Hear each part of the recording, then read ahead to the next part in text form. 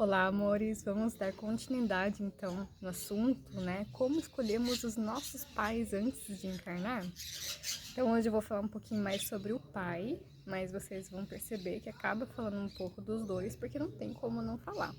E outra coisa que eu acho importante, né, é colocar como aviso aqui, não que seja a palavra mais ideal, mas é um ponto a ser considerado. Quando eu falo de pai, eu estou falando do sagrado masculino. E o sagrado masculino na posição, no personagem, no papel de pai. O sagrado masculino ele também pode encarnar em corpo feminino.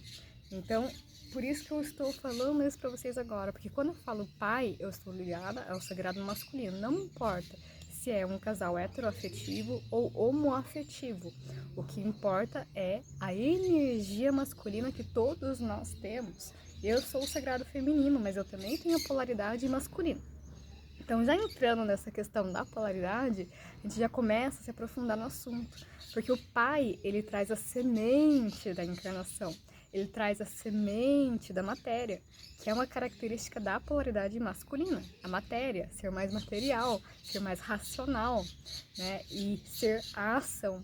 Então, o feminino, ele cria, né? Tem a semente implantada e a criação a partir dessa semente, o desenvolvimento, a nutrição, a fluidez, né? E quando a gente pensa ali na questão da gestação, né? Eu vou começar por essa parte. Na questão da gestação, o masculino, que ele tem como característica a ação, né? Quando a gente pensa no masculino, a gente pensa no sol, né? A ação, o movimento, o brilho, né? Isso vem do masculino. A força. Então, por que a encarnação ela começa com o masculino? Porque é o masculino que traz essa ação para a matéria. Por isso que ele traz a semente, o espermatozoide, que é exatamente aquela célula que aquela alma necessita para iniciar a sua jornada terrena. Então, não é que necessariamente, pelo menos não é na minha visão, que naquela célula você já está encarnando, por exemplo. Não, aquela célula é muito pequena ainda. Então, tem que desenvolver. E aí sim, vem o desenvolvimento no ventre da mãe. E tem sim o sagrado masculino no ventre da mãe, porque o sagrado masculino é quem firma a placenta no útero. Então, se esse sagrado masculino da mãe ainda está ferido, ou se o sagrado feminino da mãe também está ferido, normalmente são gestações que geram mais desequilíbrios, geram mais desconfortos, às vezes até com risco para a criança, risco para a mãe. Exatamente porque não tem essa firmeza, não está conseguindo nutrir, não está conseguindo manter a gestação. Porque as polaridades estão desequilibradas, elas não estão na sua potência máxima, tá? Mas vamos lá agora para o assunto em si, que é a escolha do pai. Quando a gente pensa em escolha dos pais, pai e mãe, a gente pensa muito no contrato que o nosso eu superior está planejando. Então, quando eu falo contrato espiritual, não é no sentido de amarra, tá? Não é no sentido de aprisionamento, de tá no contrato, você tem que fazer exatamente como está no contrato. O contrato espiritual é um roteiro e você pode ou não seguir ele, porque você tem um livre-arbítrio, você é uma alma livre, é só um roteiro. Então você pode fazer novos caminhos, você vai recalcular a rota muitas vezes na sua vida. Os pássaros estão querendo falar também. Então você pode e deve recalcular a sua rota várias vezes. E por que você deve? Porque é expansão. A evolução é expansão. A evolução é você sair daquele limite, daquela caixinha, daquele quadrado. Eu acho que eu vou ter que gravar um vídeo só pra eles falarem, porque eu acho que eles querem participar, gente. Eles não estavam fazendo tão alto agora. Mas enfim, então vai depender desse contrato, desse planejamento encarnatório. O que você precisa desenvolver, o que você precisa melhorar.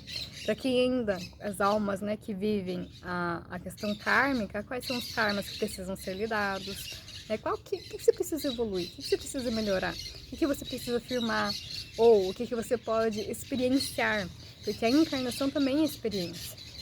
Só que aí entra a questão dos pais. Então a mãe, ela vai ser o seu sustento emocional, principalmente, e o pai, ele tem muita ligação com o sustento material. Então por isso que ele não é tão próximo emocionalmente, né? Por quê? Porque isso é um papel da mãe. A relação emocional com o pai, ela é diferente. porque o foco é exatamente no crescimento na matéria. Então você vai ter a relação que você tem com o seu pai a partir do que você precisa desenvolver na matéria. E com a mãe, o que você precisa desenvolver, principalmente relacionado ao inconsciente, porque a polaridade feminina também está ligada com o que está oculto. E o pai, ele te leva para a vida. É um dos motivos também que é o que traz a semente, porque é a energia masculina que te põe para a vida, né? Eu não sei se eu falo isso agora, mas inclusive, né, aqui no planeta Terra, a relação, e aqui especificamente também o Brasil, a relação que a gente tem com os nossos pais é de dependência, tanto da gente com os pais, quanto os pais com a gente. Então a gente tem uma cultura de dependência, uma cultura até de escravidão, se a gente for pensar. Você não pode ser diferente do que a família quer, a sociedade tem esse padrão, né, esse tipo de consciência, e eu até chamo de inconsciência, que a gente tem que ser dependente deles. Só que a energia masculina, ela vai te pôr pra vida. E se você já tem um equilíbrio, uma integração do seu masculino com o seu feminino, isso vai ser muito mais forte. Você com certeza vai ser a ovelha negra, porque você tem as duas polaridades em você. Você não se torna mais dependente, você não é dependente e você, muitas vezes, a sua alma já é uma alma rebelde, já veio com esse trabalho de movimento rebelde, né, de sair do sistema, de não ficar nesses padrões, de quebrar padrões ancestrais, padrões seus, né, são almas guerreiras, inclusive, que já têm essa consciência de integração, é mais fácil para elas integrarem do que almas que estão conhecendo essa integração agora, nesse momento. Elas já fazem isso há muitos íons de existência. E outra coisa sobre o pai também, uma coisa que eu percebi comigo, eu não lembro agora se é exatamente isso, mas a memória que eu tenho é que quando eu era criança, eu não sei se era exatamente dessa cor, mas eu lembro de ver muita cor azul. E eu, se eu não me engano, o meu quarto era azul também, né? E isso deu um pouco de, vamos dizer assim, discussão na família e tal, né? Por eu ser menina e tal. Mas eu sou nascida no raio azul. Então o pai, ele traz exatamente esse ancoramento da nossa essência na matéria, mesmo que de forma inconsciente. Os pais, tanto mãe quanto pai, são preparados antes da criança encarnar. A mãe principalmente, mas o pai ele é muito mais preparado ao que aquela alma precisa na matéria. Qual que vai ser o meu trabalho, como que eu vou firmar essa alma aqui na matéria. A essência, né? Então, a minha existência aqui na Terra é totalmente fora da caixinha, fora do padrão, né? Exatamente porque trouxe muitos desses movimentos de quebra de padrão. Então já começou ali com meu pai, tipo, colocando a cor azul no meu quarto. Eu não tenho certeza se era cor azul, mas a memória que eu tenho era muita cor azul. Pode ser uma questão espiritual que eu via, não sei, né? Eu sou médium desde criança. Mas são coisas a se pensar, né? Que isso não é uma coisa que a minha mãe, por exemplo, se tocou. Foi o meu pai que foi preparado. Porque era o meu pai que tinha relação com a matéria. É o masculino dele que estava me firmando na minha essência.